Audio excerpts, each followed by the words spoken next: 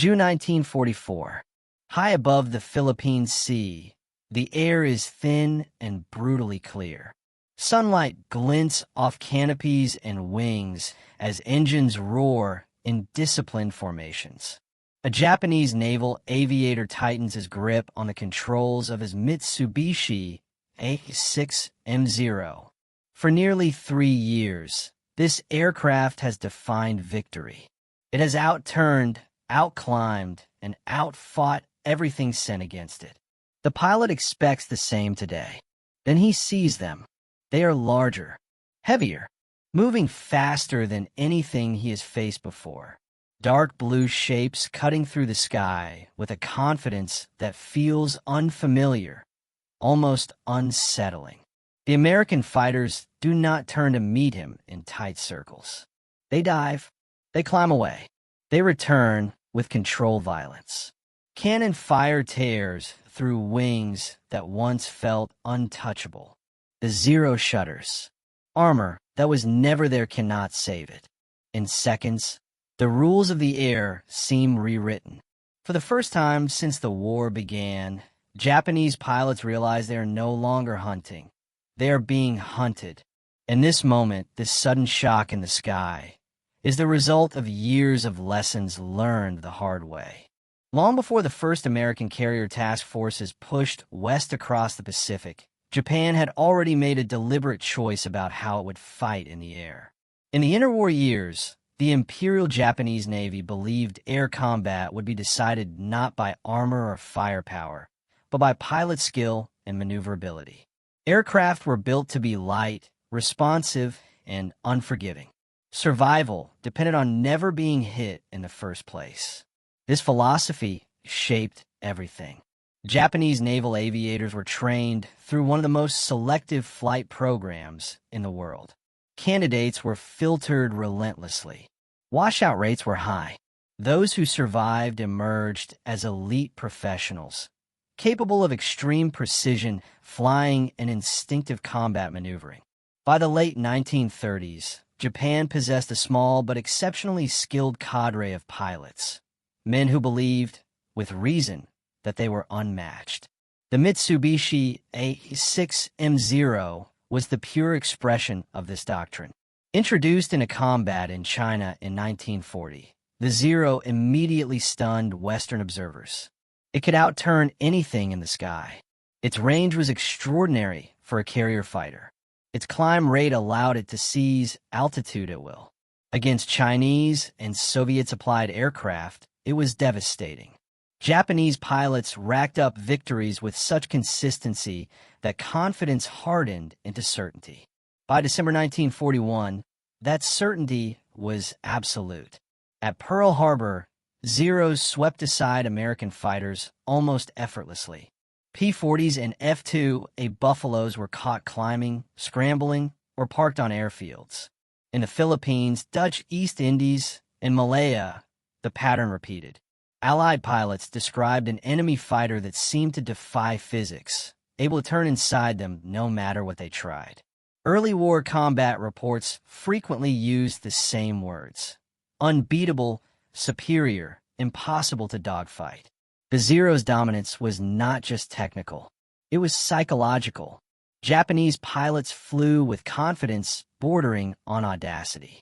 Many entered combat assuming victory before contact was even made. Their opponents, by contrast, often entered the fight already expecting to lose. But this dominance carried hidden costs. To achieve its legendary maneuverability and range, the Zero sacrificed protection. There was no pilot armor, no self-sealing fuel tanks. Its structure was light to the point of fragility. These weaknesses were accepted because Japanese doctrine assumed enemy pilots would never get clean shots. Against poorly trained or poorly equipped opponents, that assumption held. In the first year of the war, it seemed justified. For the United States Navy, those early months were a succession of brutal lessons. American carrier aviation entered the war underprepared for the realities of modern air combat. Aircraft like the F4F Wildcat were sturdier but slower and less agile. American pilots, though brave, lacked the combat experience of their Japanese counterparts. Engagement after engagement ended with lopsided losses. Yet beneath the surface of defeat, something important was happening. American pilots began to notice patterns. Zeros turned beautifully, but they could not dive safely at high speeds. They burned fiercely when hit. They avoided prolonged vertical maneuvers. Pilots who survived encounters began sharing hard-earned knowledge. Tactics like the thatch weave emerged, not as theory, but as desperate solutions born in combat. By midway in June 1942, the balance had already begun to shift in subtle ways. While Japanese carrier aviation still struck hard, it suffered losses among its irreplaceable veteran pilots. Unlike the United States, Japan had no rapid system for training large numbers of replacements to the same standard. Every experienced aviator lost over the Coral Sea, Midway, and Guadalcanal was a wound that never fully healed. Meanwhile, American industry continued to replace aircraft and pilots at a growing pace. The defeats were costly, but they were survivable. By late 1942, the U.S. Navy no longer believed the Zero was invincible. It was dangerous, lethal, and deadly in the hands of a skilled pilot, but it had limits. And once those limits were understood, they could be exploited. What the Americans needed was not a lighter fighter or a tighter turn. They needed an aircraft built to punish the Zero for every mistake. And that realization would shape everything that came next. The American response to the Zero was not rushed, and it was not emotional. It was industrial, methodical, and grounded in evidence. By 1942, the United States Navy understood that air superiority in the Pacific would not be reclaimed by copying Japanese design philosophy. It would be achieved by outlasting, outlearning, and overpowering the enemy. At the center of that effort stood American industry. Unlike Japan, the United States could afford to think in terms of scale. Aircraft were not handcrafted tools for elite individuals. They were standardized weapons meant to be produced by the tens of thousands.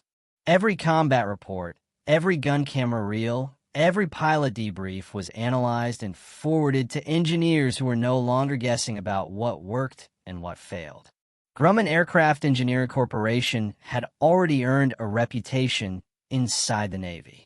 Its fighters were rugged, inelegant, and brutally reliable. Grumman engineers operated under a simple internal rule: build it so a pilot can bring it home. That philosophy stood in direct opposition to the Zero's design ethos. When combat data from the Pacific reached Grumman's desks, the conclusions were clear. American pilots did not need to outturn the Zero. They needed to survive its first pass, absorb damage, and strike back with overwhelming force. Speed, firepower, armor, and climb performance in the vertical plane mattered more than tight radius turns. The result was the Grumman F6F Hellcat. Designed specifically to counter the Zero, the Hellcat was built around a massive Pratt & Whitney R2800 double Wasp engine, delivering more than 2,000 horsepower, nearly double what early Zeros could produce. It was heavier, broader, and visibly more muscular. Where the Zero felt delicate, the Hellcat felt solid. It carried 6.50 caliber machine guns with enormous ammunition capacity. It had armored glass in front of the pilot, self-sealing fuel tanks, a reinforced airframe that could absorb punishment and remain controllable. It could dive fast without tearing itself apart, then climb back into the fight using raw engine power. Just as important as its physical attributes was how it fit into American doctrine. The Hellcat was designed to be flown by well-trained but replaceable pilots, not rare elites. Its handling was forgiving. Its systems were robust. Mistakes were survivable. Combat lessons directly shaped its final form. Engineers adjusted control responses based on pilot feedback. Armament was refined for maximum lethality in short firing windows. Radios were standard and reliable, allowing coordination that Japanese pilots often lacked in the heat of combat. By mid-1943, the Hellcat was rolling off assembly lines at staggering speed. Thousands were delivered to carrier air groups preparing for the next phase of the Pacific War. Pilots trained intensively on tactics that emphasized altitude, teamwork, and disciplined attack runs, methods specifically designed to exploit the Zero's weaknesses. When the F6F first entered combat over the Central Pacific, it did not announce itself with spectacle. There was no single dramatic debut. Instead, Japanese pilots began encountering a new kind of enemy, one that refused to turn with them, one that struck from above, absorbed hits that should have been fatal, and returned again and again. At first, many assumed these were simply improved Wildcats. They would soon realize they were facing something else entirely. As American carrier forces pushed toward the Marianas, the Hellcat moved with them. In disguise were Japanese pilots still expected the rules of air combat to favor the Zero. They did not know those rules had already changed. The air war between the Zero and the Hellcat was not decided by machines alone. It was shaped by people, by who was sitting in the cockpit, how they had been trained, and what they expected when combat began. On the Japanese side, the early years of the war were fought by men who had spent nearly a decade preparing for it. Many naval aviators flying in 1941 and 1942 had logged hundreds, sometimes thousands, of flight hours. They had trained in peacetime, without the pressure of rapid expansion. Formation flying, gunnery, navigation, and carrier operations were drilled until instinctive. These pilots were not merely competent. They were confident to the point of arrogance. Survivors of China, Pearl Harbor, and the opening Pacific campaigns carried reputations that preceded them. Victory reinforced belief. Every successful engagement confirmed that skill and agility could overcome any opponent. For these men, the Zero was not just an aircraft. It was an extension of their own mastery. But time was working against them. Japanese pilot losses at Midway, Guadalcanal, and the Solomons did not just reduce numbers. They erased experience. Replacement pilots arrived with fewer flight hours, rushed through abbreviated programs designed for a war Japan had not expected to fight at such scale. Training emphasized basic handling over tactical refinement. The elite culture remained, but the elite skills did not. Across the Pacific, the American experience moved in the opposite direction. Early war U.S. Navy pilots entered combat with limited preparation and paid heavily for it. Those who survived did so by learning fast. They returned from missions with hard truths rather than comforting myths. Dogfighting manuals were rewritten. Squadrons drilled teamwork instead of individual heroics. Combat experience spread outward through training units. By the time Hellcat squadrons entered service in 1943, many American pilots were still relatively new, but they were trained within a system that expected losses and absorbed lessons continuously. Survivors became instructors. Tactics evolved rapidly. The emphasis was no longer on outflying the enemy, but on outthinking and outlasting him. Technology amplified these differences. The Hellcat's design gave American pilots margin for error. Armor plating meant a single hit was not a death sentence. Self-sealing fuel tanks reduced the fires that had doomed earlier aircraft. 6 heavy machine guns allowed short, devastating firing passes rather than prolonged engagements. Radios ensured coordination, warning, and control. In contrast, Japanese pilots increasingly flew without such safeguards. The Zero remained agile, but its lack of protection became more dangerous as opponents learned how to exploit it. A single burst from Hellcat could shatter a wing or ignite fuel vapor. The Zero demanded perfection. The Hellcat allowed survival. Training systems magnified the imbalance. Japan's pre-war model had relied on producing a small number of exceptional aviators. It was not designed for rapid replacement.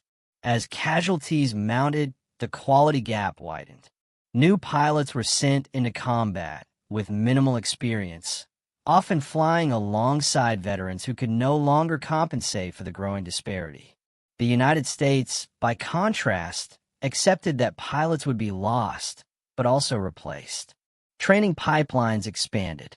Standardized procedures ensured that even inexperienced pilots understood how to fight within a formation. Survival rates increased not because pilots were individually superior, but because the system protected them. By late 1943, the first major encounters between Hellcats and Zeros began to reveal the consequences of these differences. Japanese veterans found themselves facing opponents who did not behave as expected. American pilots refused turning fights. They attacked from altitude, broke away cleanly, and returned with discipline. The Zero was still dangerous. In the hands of an expert, it could still kill. But the balance was no longer personal. It was systemic.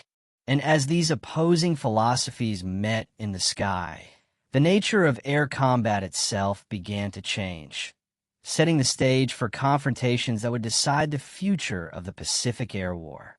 The tactical clash between the Zero and the Hellcat was a collision of doctrines developed on opposite sides of the Pacific. Japanese pilots entered combat expecting close range, turning engagements, tight circles where skill, timing, and intuition decided survival. American pilots, trained in the Hellcat, were taught to refuse that invitation entirely. The Hellcat was not built to dance. It was built to strike. American squadrons emphasized altitude advantage above all else. From higher altitude, Hellcats could dive with speed the Zero could not safely match. This boom and zoom approach turned gravity into a weapon. Attacks were brief and violent. One pass, a burst of gunfire, then a climb back into safety. There was no lingering, no testing of turning ability. Discipline replaced bravado. Zeros that tried to follow found themselves at a disadvantage. High-speed dives stressed their light frames. Attempts to climb after Hellcats drained energy quickly. The engagement ended not with a dramatic dogfight, but with separation again and again, until one side made a fatal mistake. Leadership within the U.S. Navy made this possible. Early defeats had forced American commanders to abandon outdated assumptions. Carrier Air Group commanders standardized tactics across squadrons. Pilots were drilled not to chase kills, not to break formation, and not to pursue fleeing enemies at low altitude. Success was measured not by individual victories, but by mission completion and survival. This approach was reinforced by command structures that encouraged reporting and analysis. Pilots were expected to explain what worked and what failed. Their feedback shaped future training. Nothing was sacred. Everything could be improved. Japanese leadership, by contrast, struggled to adapt at the same pace. Pre-war doctrine emphasized individual skill and initiative. While effective early on, it offered fewer tools for coping with massed, coordinated enemy formations. Communication limitations, both technological and doctrinal, made real-time tactical adjustments difficult. Inside Japanese squadrons, the psychological impact was immediate. Pilots accustomed to dominance now faced an enemy that would not fight on familiar terms. Zeros were being destroyed without warning. Hit from above, from behind, or during climbs where escape was impossible. Veterans recognized the danger quickly. Newer pilots often did not, and paid for it in seconds. Combat reports began to reflect unease. American fighters were described as fast, durable, and relentless. Encounters no longer felt balanced. Where Japanese pilots once dictated the fight, they now reacted, often too late. The shock was not just technical, but emotional. Confidence, once unshakable, began to erode. Pilots spoke of enemies that could absorb damage and continue fighting, of opponents who worked together with precision, of aircraft that refused to die. As battles intensified across the Central Pacific, these impressions multiplied. Each engagement reinforced the same conclusion. The air war was no longer a contest of individual mastery. It had become a test of systems, training, production, leadership, and doctrine.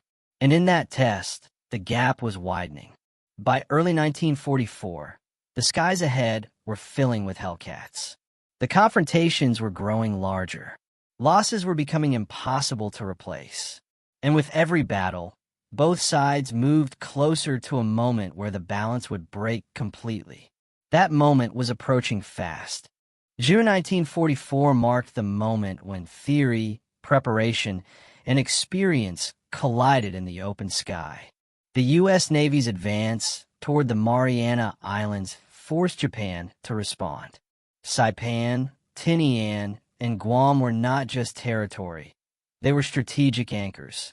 From their airfields, American bombers could eventually reach the Japanese home islands.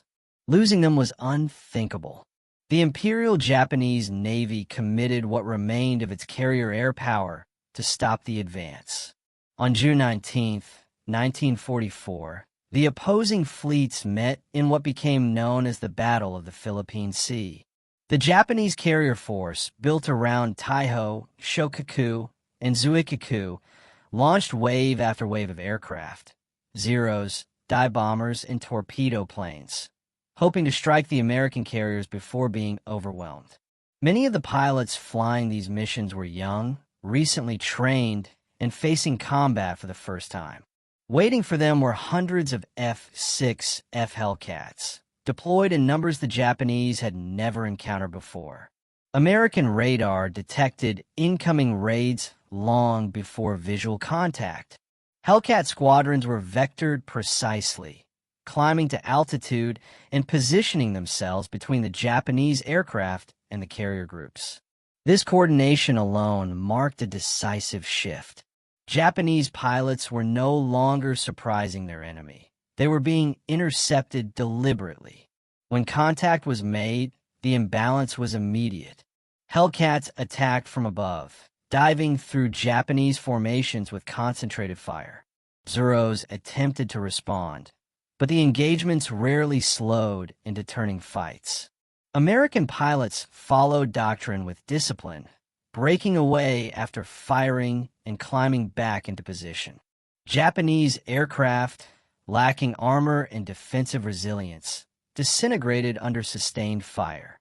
By the end of the first day, the numbers told a devastating story. Hundreds of Japanese aircraft were lost for minimal American casualties. In some engagements, kill ratios exceeded 10-1.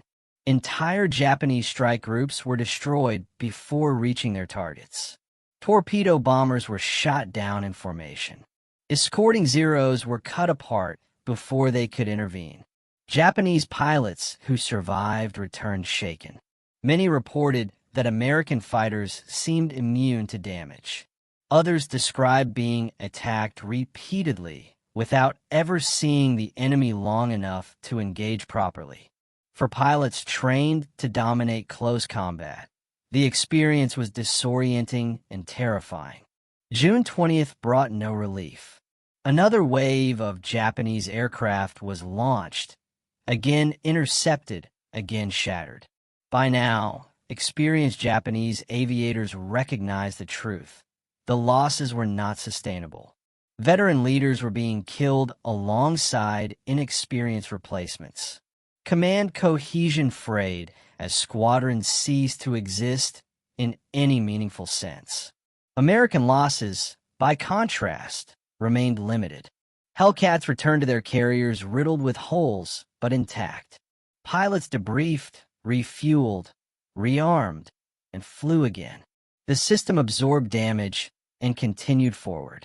By the end of the Battle of the Philippine Sea, Japan had lost over 300 aircraft, the majority of them carrier-based. The United States lost fewer than 130. More importantly, Japan lost pilots it could never replace. This was not simply a defeat. It was an extinction event. What remained of Japanese naval aviation retreated toward a future it no longer had the resources to fight. The Zero, once the terror of the Pacific, had been rendered obsolete, not by a single engagement, but by a confrontation that revealed the full scale of the imbalance. At the peak of the battle, as the final Japanese strike groups vanished from radar screens, the outcome became unavoidable. The losses had crossed a threshold from which there would be no recovery. Among American pilots, the battle quickly earned an unofficial name: the Great Marianas Turkey Shoot. The phrase was informal, almost casual, but it reflected a grim reality. What unfolded over the Philippine Sea was no longer a contest between equal air forces. It was a systematic destruction of Japanese naval aviation. On June 19th and 20th, 1944, Japanese carrier decks fell increasingly silent. Aircraft failed to return. Squadrons that had launched together disappeared in pieces. Flight leaders waited for wingmen who would never answer radio calls. The sky, once filled with familiar shapes, emptied with frightening speed. Surviving Japanese pilots later described the experience in stark terms. Some recalled being attacked before they even saw the enemy. Others spoke of Hellcats diving through formations like falling walls, firing with precision and then vanishing upward. Attempts to chase were futile. Zeros that followed were cut down or forced to disengage. Engines strained, airframes trembling at speeds they were never meant to endure. The collapse was not just numerical, it was organizational. Carrier air groups ceased to function as cohesive units. Commanders lost situational awareness. Communications broke down. Replacement pilots, already undertrained, found themselves alone in hostile skies. Veteran leaders died, trying to protect them. Each loss compounded the next. American reports tell a different story. Hellcat pilots described engagements that felt controlled, almost methodical. Radar warnings provided time to climb. Ground-controlled interception placed fighters precisely where they needed to be. Fire discipline was enforced. Ammunition expenditure was tracked. Pilots returned to carriers, debriefed, and adjusted tactics in real time. By the end of the battle, the numbers were indisputable. Japanese carrier aviation had lost the majority of its remaining trained pilots. The aircraft losses themselves were severe, but aircraft could be built. Pilots could not. The Imperial Japanese Navy never again fielded a carrier air force capable of challenging American control of the skies. On the flight decks of Japanese carriers, the silence was heavy. Planes sat unused. Crews waited without orders. The realization spread quietly, without ceremony. The decisive weapon that had opened the war, the carrier strike force, was broken beyond repair. From this point forward, Japanese strategy shifted toward desperation. Defensive battles replaced offensive ambition. Air power became reactive, localized, and increasingly sacrificial. For the Hellcat and its pilots, the victory marked the moment of undeniable dominance. The skies over the Pacific were no longer contested in any meaningful sense. They were controlled. And on the empty decks of the surviving Japanese carriers, that truth settled in with finality, carried on the absence of returning engines and the knowledge that the air war had been lost. When the smoke cleared over the Philippine Sea, the consequences unfolded with cold precision. The numbers were recorded, reviewed, and circulated, but behind them lay a transformation that reshaped the Pacific War. The Imperial Japanese Navy had lost more than aircraft. It had lost the core of its carrier aviation arm. Of the pilots destroyed in June 1944, many were among the last veterans still capable of leading formations in combat. Their absence was immediately felt. Units that remained on paper no longer functioned as fighting forces. Squadrons existed without cohesion, carriers without effective air groups. The United States, by contrast, emerged with its operational capacity intact and expanding. Hellcat production surged. By mid-1944, thousands of F6Fs were in service across the Pacific. Carrier decks were crowded with fighters. Air groups rotated through combat, rest, and retraining. Losses were replaced within weeks. Tactical refinements continued even after victory, because the system was built to improve continuously, not merely to survive. Strategically, the shift was decisive. American carriers could now operate with reduced risk from enemy air attack. Amphibious landings proceeded under increasingly reliable air cover. Japanese attempts to contest American advances relied on shrinking pools of aircraft flown by pilots with diminishing experience. The Zero, once feared, became a liability. It could still kill, but it could no longer shape the battlefield.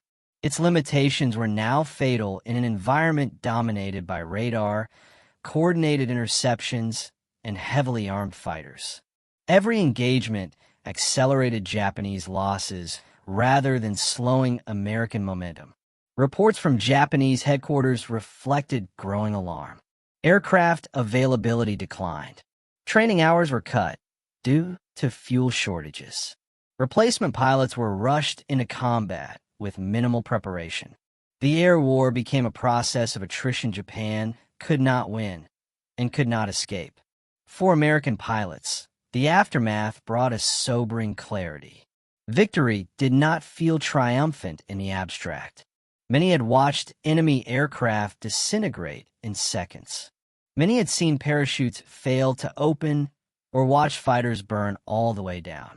Kill ratios were discussed in briefings, but in the air, the reality was personal and immediate. The Hellcat became a symbol not of elegance, but of inevitability. Its dominance reshaped operational planning. Missions extended deeper into Japanese-held territory. Escort roles expanded.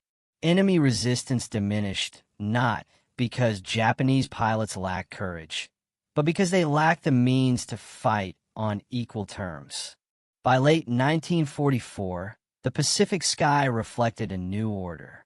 American aircraft filled the airspace in numbers Japan could no longer contest.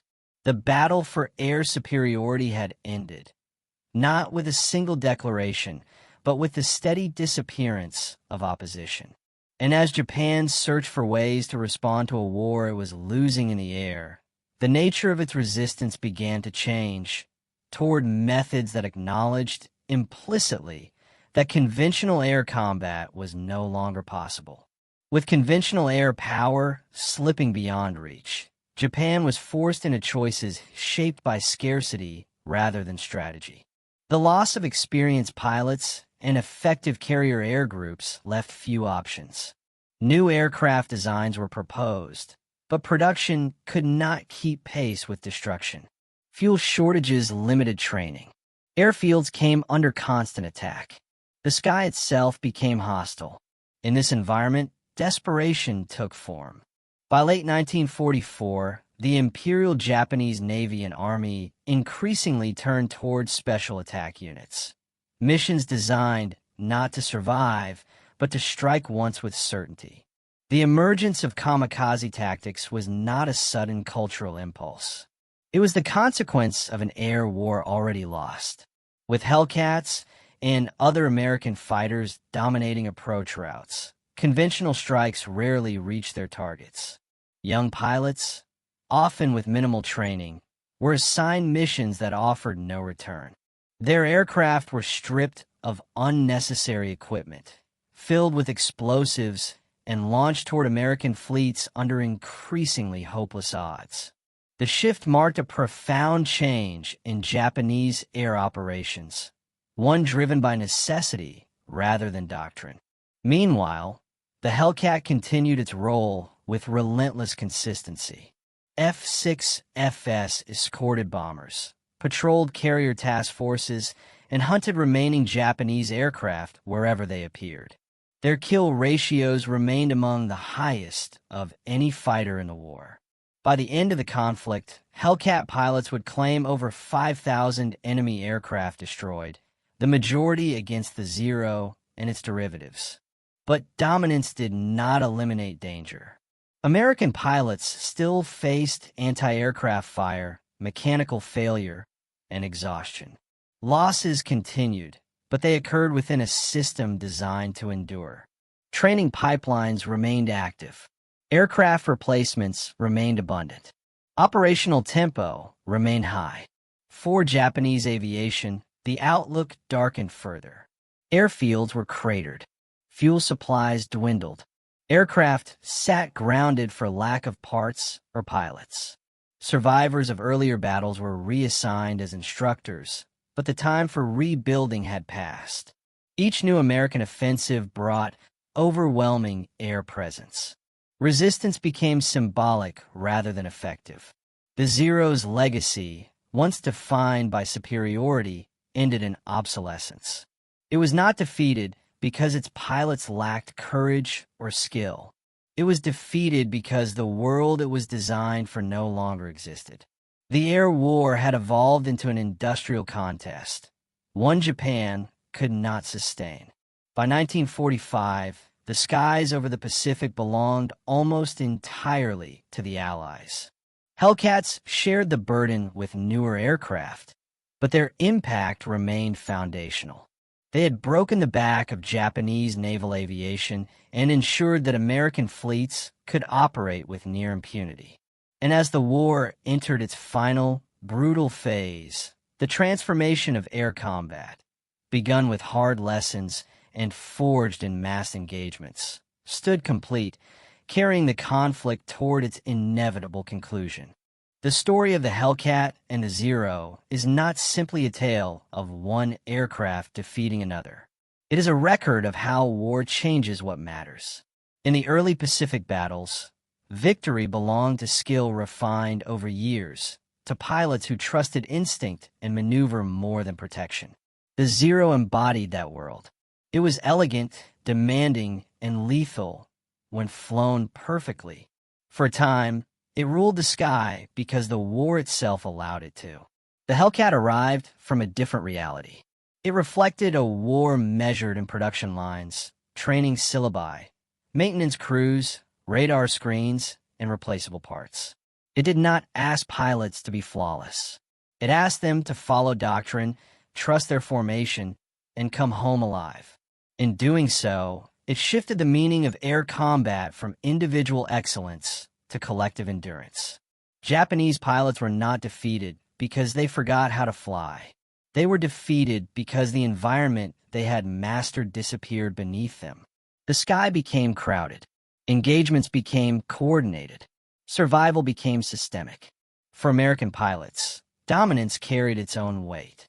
Kill ratios and victories could not erase the human cost witnessed at close range. Many remembered not the numbers, but the suddenness, the way an enemy aircraft could vanish in flame without warning. Superiority did not remove gravity from loss. In the end, the Hellcat's legacy is not only in the thousands of aircraft it destroyed, but in what it represented, the moment when air warfare crossed a threshold. After that point, no amount of individual brilliance could overcome a fully mobilized industrial system. The Zero faded from the sky. The Hellcat moved on, replaced by newer machines. But the lesson endured. Wars are not won when one side fights better. They are won when one side can fight, learn, and endure longer than the other. And in the vast, unforgiving skies of the Pacific, that difference decided everything.